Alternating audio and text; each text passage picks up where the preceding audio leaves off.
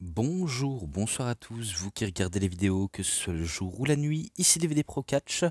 Alors aujourd'hui, on va s'attaquer non pas un DVD, mais deux pochettes de DVD, bien sûr, toujours indépendants, vu comment je me suis un peu attaqué à celui de PCW, et on va poursuivre avec PCW, et d'un autre auquel, bah, sans surprise, je ne l'ai pas vu. Pourtant, je voulais vraiment le voir à quoi ça donnait jusqu'à ce que je regarde des vidéos par-ci par-là et que le résultat parle de eux-mêmes. Donc pour ça, je ne vais pas vous faire attendre, je vais vous le montrer. Les deux pochettes à vous montrer. Donc celui de la PCW Preston City Wrestling, Better Than Ed Bolliard et Older Wrestling. Et c'est celui-là auquel je n'ai pas vu. Et pourquoi je n'ai pas vu alors que je vous ai promis que je regarderais? J'ai tenté sur mon PC, ça ne fonctionne toujours pas. J'ai même tenté sur mes consoles et un lecteur DVD normal. Il ne fonctionne pas du tout.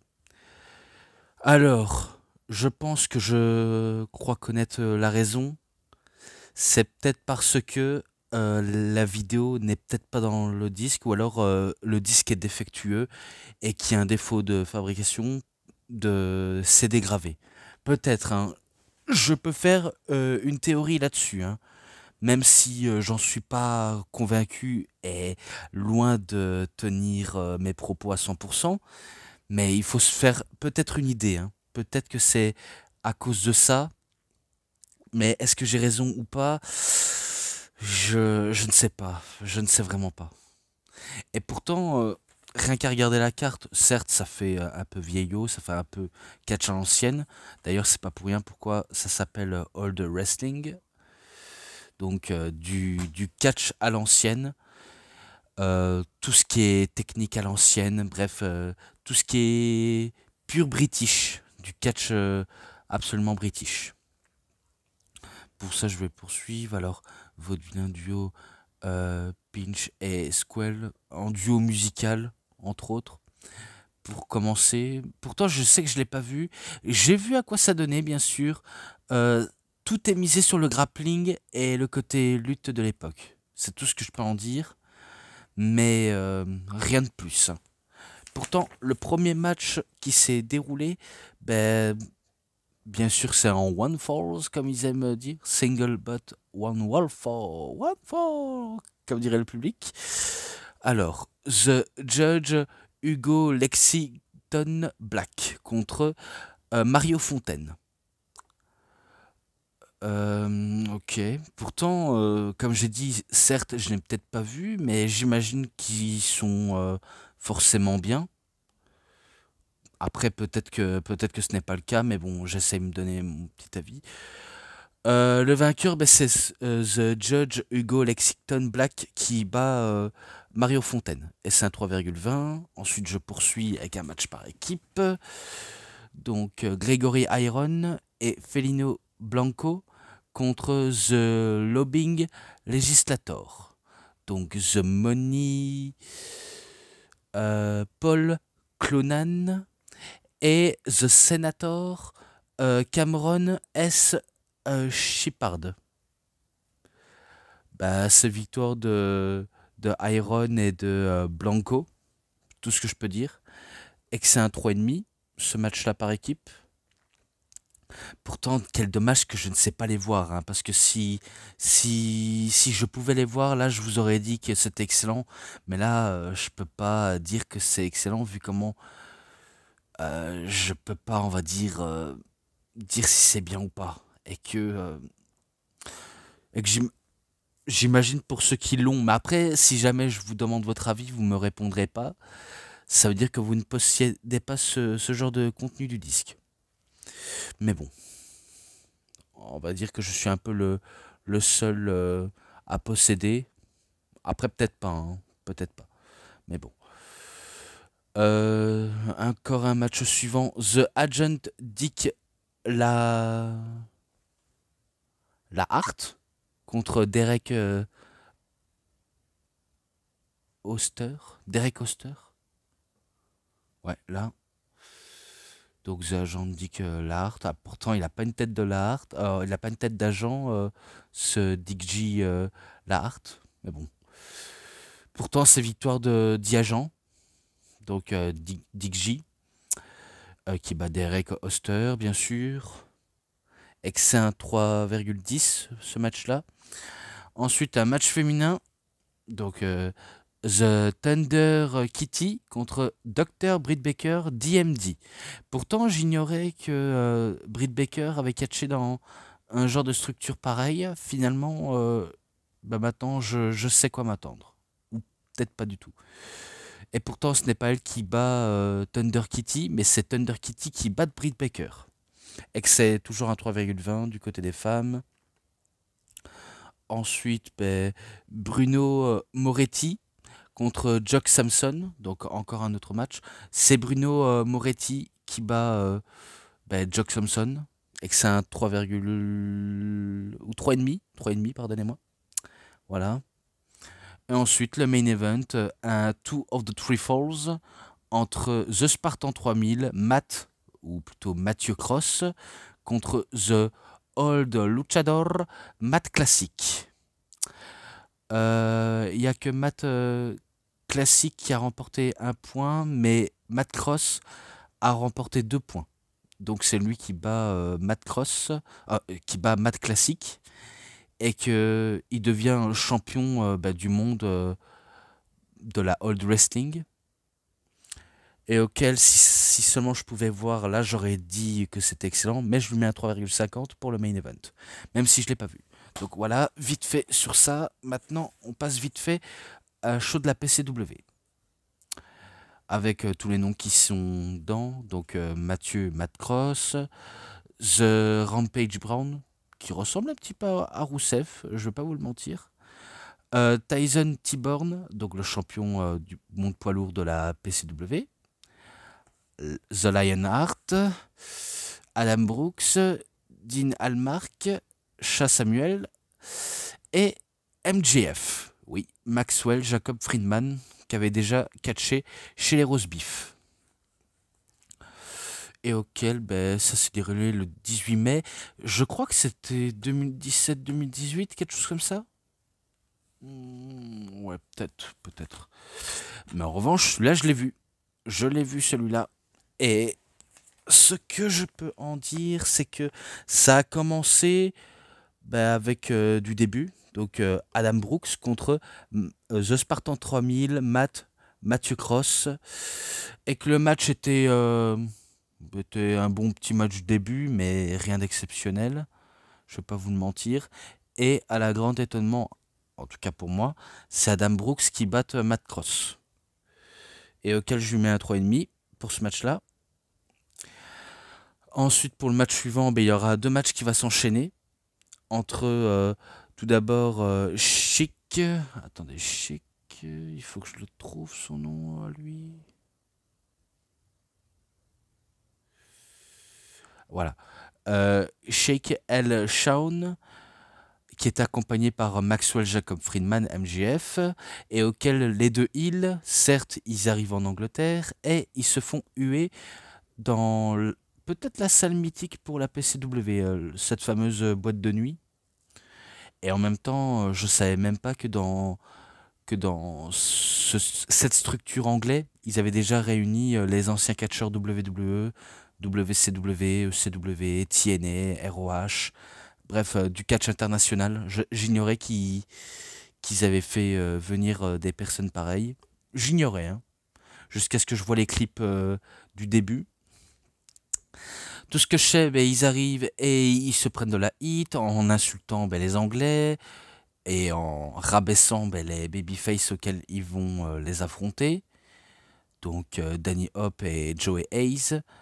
Et bien sûr, MJF conclut toujours ses promos avec I'm better than you and you know it. Donc en gros, il est meilleur que nous tous, que moi, que toi, que vous, que lui, que elle, que les autres et que nous tous.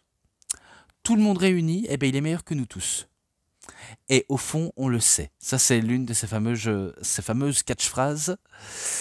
Et pourtant, les faces arrivent Et ça démarre bien sûr avec Sheikh Al-Shawn contre Danny Hop, donc le macho-man du pauvre, comme j'aimerais l'appeler maintenant, et auquel c'est Sheikh Al-Shawn qui bat Danny Hop, tout simplement, très rapidement, et que c'est un 3,20, et ça s'enchaîne avec un autre match entre MJF contre Joey Ace. Un match pourtant qui avait du potentiel peut-être à une victoire pour MJF. Pourtant, je me rappelais que dans le match, MJF, il travaillait sur un des hommes parties du corps de Joey Ace, que ce soit le bras, donc il veut affaiblir le bras pour faire sa... Est-ce qu'on peut appeler un étirement du bras ou un cobra clutch? Non, un cobra clutch c'est au niveau du cou. Mais il veut faire une élongation du bras, quoi. Donc il veut travailler pour faire son finish. Et que pourtant, par miracle, et bien sûr parce que Danny Hop était dans les parages, il a fallu qu'il se fait allumer, parce que je pense qu'il n'a pas supporté les multiples interventions qu'MJF avait fait lors de son match face à Sheikh Al-Shawn. Ouais, parce que dans le match, MJF, il n'hésitait pas à donner des coups à Danny Hop, et du coup, bah, il lui rend l'appareil, et c'est pour ça que Joey Ace bat MJF, tout simplement. Et auquel, bah, ce match-là, il est excellent parce que c'est MJF qui peut être excellent à des moments, même si maintenant on craint qu'il fait un peu n'importe quoi à l'heure actuelle. Mais à cette période, il catchait de manière très intelligente. Et pourtant, c'est lui qui perd le match face à Joey Hayes. Donc, malgré tout ça, c'est un 3,40. Tout ce que je peux en dire. Et on poursuit, hein, parce qu'il n'y a pas de temps mort. CJ Banks contre Jack Chester. Un match avec brutalité et de technique. Facile à décrypter, mais rien d'incroyable, hein. Clairement rien d'incroyable, même si j'essaye de faire paraître ça incroyable. Pourtant, au fond de moi, je voudrais le rendre incroyable, mais c'est pas évident. Clairement pas évident. Et pourtant, c'est CJ Banks qui bat Jack Chester. Et que c'est un 3,20 également. Donc voilà, rien de plus.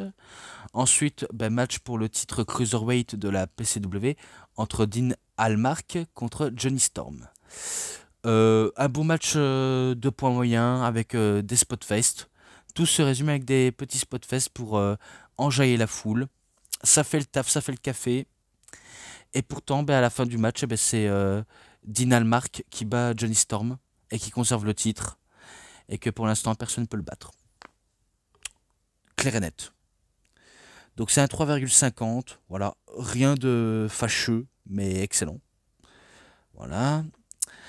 Ensuite, ben, un match, mais cette fois-ci elle est courte, vu comment elle va être coursie par des disqualifications, interventions, entre The Rampage Brown contre Charlie Sterling.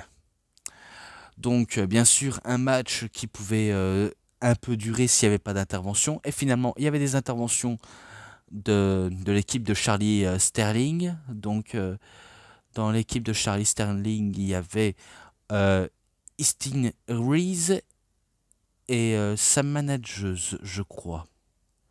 Nightshade, je pense. Pourtant, les noms sont pas, on va dire, cités. Enfin, je sais que j'avais déjà cité le nom. Je crois qu'elle s'appelait... Comment elle s'appelait? Johanna Rose. Ouais, c'est ça leur manageuse. Donc ça se termine là-dessus, et pourtant c'est un 3,10, mais en représailles, ils mettent un match 3 contre 3, donc un match à 6, donc bien sûr entre Charlie et Sterling avec Eastin Reese, et The Nightshade, Nightshade, contre bien sûr, The Rampage Brown, Ashton Smith et Rio. À ne pas confondre avec Rio d'AEW. Rio et ses 40 000 kilos et ses 40 kilos tout mouillés. Bon, je veux pas juger le physique, hein, je veux pas juger le physique, même si je dis ça pour balle perdue, mais un peu pour déconner. Mais rien de personnel. j'ai rien contre cette lutteuse, à part que j'ai un peu vanné. Certes, c'est pas gentil, mais je l'ai dit quand même, je peux rien effacer. Un match aussi qui n'est pas exceptionnel, match à 6, mais qui augmente un peu en tension et l'envie d'intervenir aussi, parce qu'il y a pas mal d'interventions, surtout au niveau des managers, Johanna Rose et l'autre que j'ai malheureusement oublié son nom. Pourtant, elles ne font peut-être pas partie du match, mais elles font comme si elles faisaient partie du match, et c'est là où je me dis, mais je ne comprends pas pourquoi ils font ça. J'arrive pas à comprendre. C'est quoi ce booking, c'est quoi ce match? Parce que tout doit se résumer entre les hommes et pas avec les femmes. Mais bon, qu'est-ce que vous voulez que je dise de plus? Pourtant, à la surprise générale, ben, c'est Charlie Sterling, Eastern Reese et Nightshade qui remportent le match. Voilà. Et que c'est un 3,40. Pour le coup, il était pas mal. Mieux que l'autre. Donc après tout ça, je pense que j'ai fait le tour, parce que là j'ai déjà tout cité. Ben, on passe directement au main event, déjà. Un match triple threat, un match three-way dance, comme on peut dire, entre The Lionheart contre Tyson T-Bone et contre Sha Samuels. Donc le titre est en jeu. Et là, c'était un bon match triple menace entre les trois hommes qui luttent pour avoir le titre. Tout simplement, rien d'exceptionnel, mais pourtant quand il y a le titre en main event, ça fait mettre les gens à rester jusqu'à la fin, parce que ils étaient là au début et ils peuvent être là jusqu'à la fin. En même temps, il faut savoir c'est que le public anglais, ils apprécient le catch comme ils apprécient le foot, et pour eux, ben, ils sont hyper concentrés. Et si jamais le match est de la merde, eh ben, ils le disent à voix haute. Et si le match est exceptionnel, ben, ils le disent. Bon, après, pas toujours, hein, parce qu'il y en a qui pop pour un rien, il y en a qui pop quand il faut popper, tout simplement. Bref, un argument pour moi qui ne tient pas la route. Et pourtant, dans ce match-là, ce n'est pas le champion au titre qui conserve le titre, ce n'est pas un challenger tel que Sha Samuels qui va remporter le titre, mais bien sûr The Lionheart, qui va réussir à surprendre, je crois, Sha Samuels, ou alors le champion pour faire un tombé spécial, ou alors faire sa prise finish pour remporter le titre. Donc c'est lui le nouveau champion du monde poids lourd de la PCW. Donc rien de plus, hein, rien de moins, si ce n'est que c'est lui le champion, et ça s'arrête ici. Et que le match, je lui ai mis un 3,60, tout simplement. Donc voilà, résumé assez rapide, sans trop me fatiguer dans tous les détails possibles, parce que voilà, j'en ai un peu trop dit là-dessus. Et pourtant, tous les matchs et l'ensemble, je dois le mettre à 3,50 à tous les deux. Voilà. Tout simplement, je mets ça et je m'arrête ici tout simplement. Donc c'est tout pour cette vidéo de review, c'était DVD Pro Catch, j'espère que ça vous aura énormément bien plu, et si vous avez aimé cette vidéo de review, vous savez ce qu'il vous reste à faire: likez la vidéo, commentez, partagez, abonnez-vous à ma chaîne et cliquez sur la petite cloche pour avoir plus des notifications et des prochaines vidéos. Et moi, comme d'habitude, je vous dis bonne journée, bonne soirée à tous, au revoir tout le monde pour une prochaine vidéo, à plus à tous les fans de catch, allez, bye bye tout le monde.